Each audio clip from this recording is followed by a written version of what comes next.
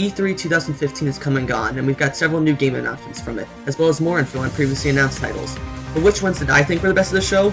I'm SonicGX98, and welcome to my first top 10 countdown, my top 10 games that were announced at E3 2015. The rules for this list are simple.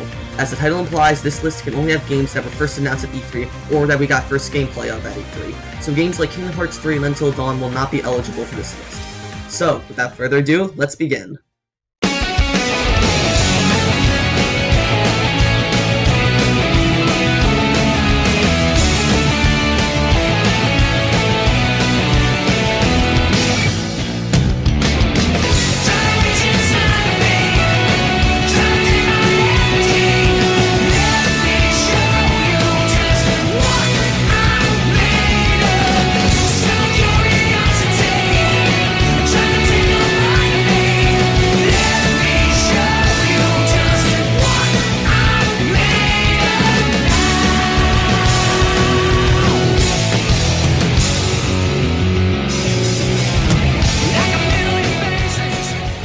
Number 10. Star Fox Zero.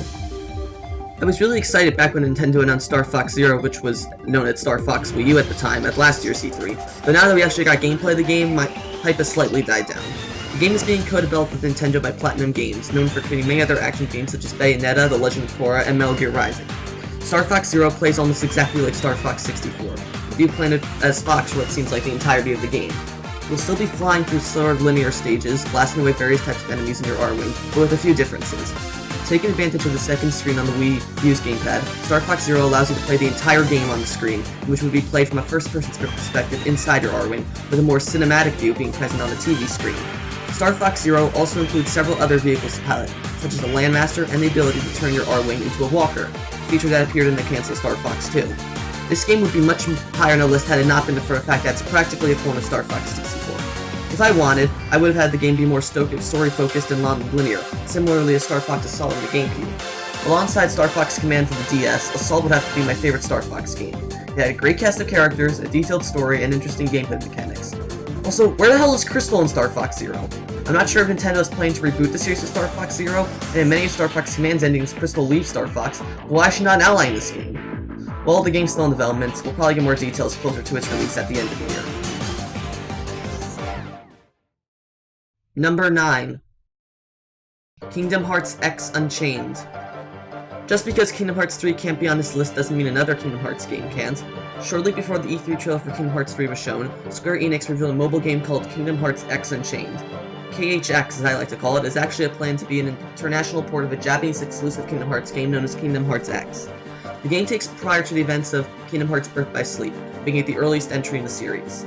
Players will be able to create their own Keyblade Master, complete with their own appearance and Keyblade. Combat will be similar to that of a turn-based RPG, with the player and enemies taking turns attacking each other. The game seems to have a lot of promise, and I cannot wait to get my hands on it.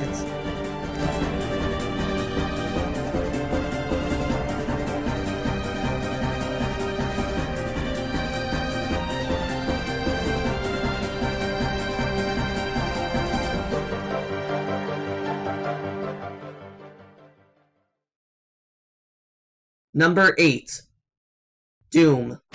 Doom, referred to as Doom 4 by some, will be the latest entry in the Doom franchise by Bethesda. Doom will be rebooting the entire Doom franchise, taking players back to the planet Mars for more gory alien and demon killing. The game was announced back at E3 2013 when a beta for it was announced to be accessible through the at the time upcoming game Wolfenstein: The New Order. Unlike the criticized gameplay of Doom 3, Doom will be harkening back to the days of Doom 1 and Doom 2 Hell on Earth, in a matter that players will be coerced into continuously pushing forward to eliminate their enemies, rather than sticking to cover, waiting for a perfect moment to strike. Many classic weapons from Doom will make a return, including Super Shotgun and the popular BFG 9000. The game has also proven to be the most gory entry yet, featuring a new execution system that contains over 1,000 different animations depending on the situation. Doom looks like it'll be breathing new, much-deserved life into the Doom franchise, and hopefully it'll play out well for Bethesda.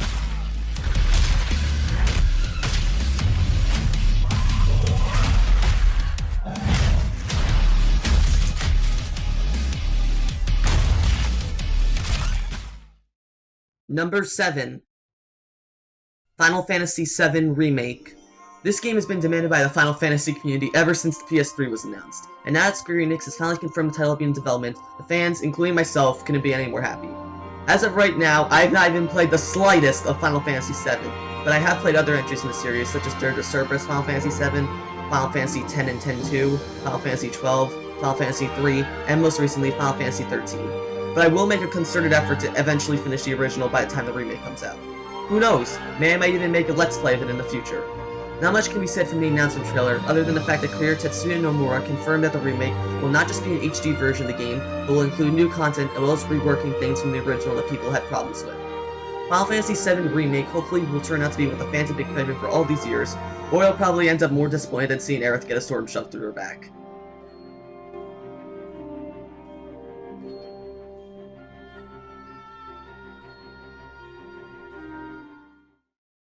Number 6. Unravel. One of the only original IPs on this list, Unravel really called out to me, being a huge fan of the platforming puzzle genre. For those who don't know the story of this game, Unravel is developed by an indie studio known as Coldwood Interactive. The team's creative director, Martin Solon, actually got the idea of the game from a stuffed animal he used to have as a child, which he named Yarny. Unravel follows the story of Yarny as he searches for his owner after getting lost. The gameplay excites me due to its similarities to other games in the genre I adore, such as Limbo, The Cave, and most recently, Max the Curse of Brotherhood. Unravel seems to be a really charming game, and I cannot wait for more details about this game to be revealed over the coming months.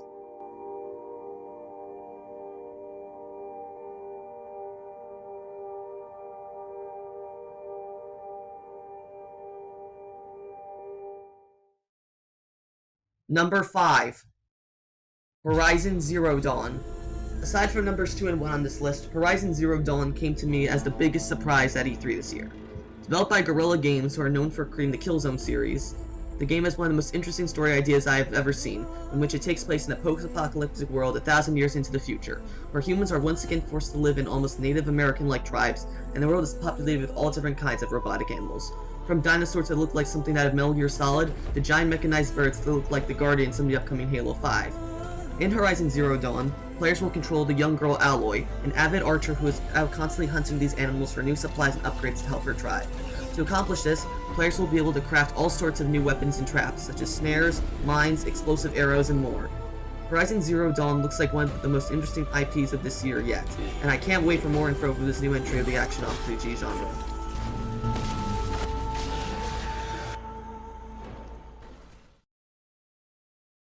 Number 4.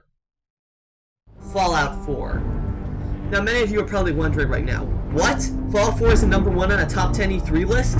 Truth is that there's still 3 other games that I'm extremely looking forward to more than this game, but I'm still excited for this. Fallout 4 takes place in the town of Boston, Massachusetts, and promises to redefine the open world RPG genre. With many different additions such as house crafting, the ability to have your character talk, revamped bats, and weapon modding, as well as many other features that have been announced. Fallout 4 is a serious contender for 2015's Game of the Year.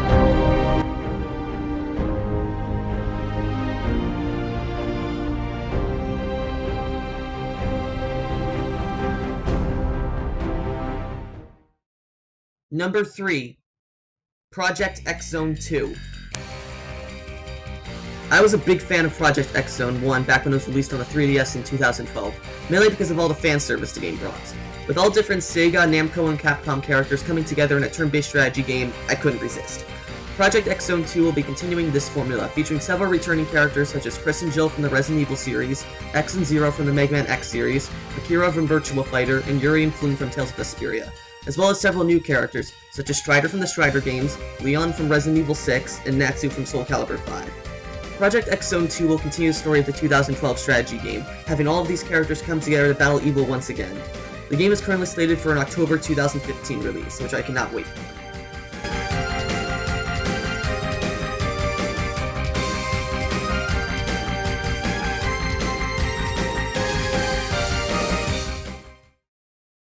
Number 2. The Walking Dead Michonne.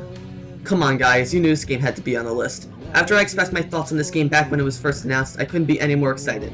Having Telltale make a Walking Dead game based on already established comic characters is a great idea, and playing as Michonne for the first time is sure to be a treat for any Walking Dead fan. As of right now though, we don't have many details on what to expect from the series, other than it will take place between issues 126 and 139 of the comics, explaining what happened to Michonne during the 4-year time lapse between those issues.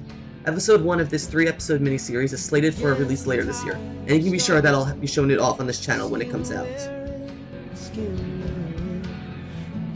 of time we struggle to keep our heads above the deep, and our hearts above the waves.